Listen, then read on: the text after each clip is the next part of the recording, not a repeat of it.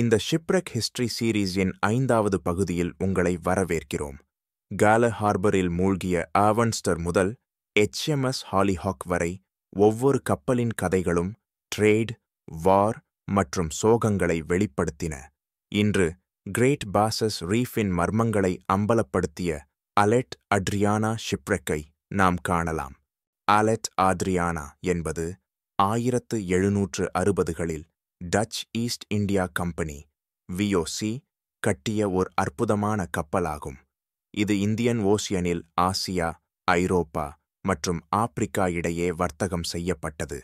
ஆனால் great bosses reef ஒரு ஆபத்தான இடமாக அதன் பயணத்தை நிறுத்தியது. இலங்கையின் தெற்கு கரையில் உள்ள கிரேட் பாசஸ் ரீஃப் என்பது கடலுக்குள் இருக்கும் ஆபத்தான காரல் ரீஃப்ஸை கொண்டது. இது பல கப்பல்களை அழித்தது. அலெட் அட்ரியானாவுக்கு இது அதன் கடைசி இடமாக மாறியது. அலெட் அட்ரியானாஸ் ரெக் இன் பாழடைந்த ஸ்ட்ரக்சர் இன்றும் கடலுக்குள் உள்ளது.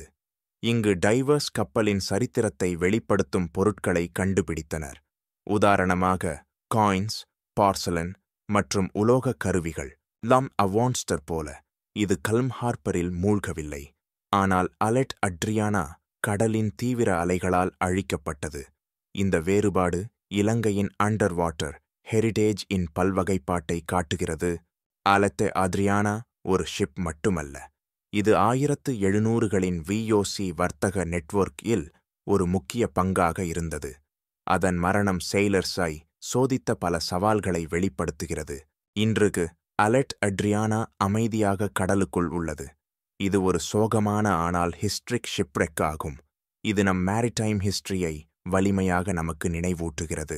இந்த ஷிப்ரெக் சீரீஸின் 5வது வீடியோ உங்களுக்கு பிடித்திருந்தால் கீழே காமெண்ட்ஸில் பகிரவும். எங்கள் ஹிஸ்டாரிக்கல் ஜேர்னியை தொடர சப்ஸ்கிரைப் செய்ய மறக்காதீர்கள்.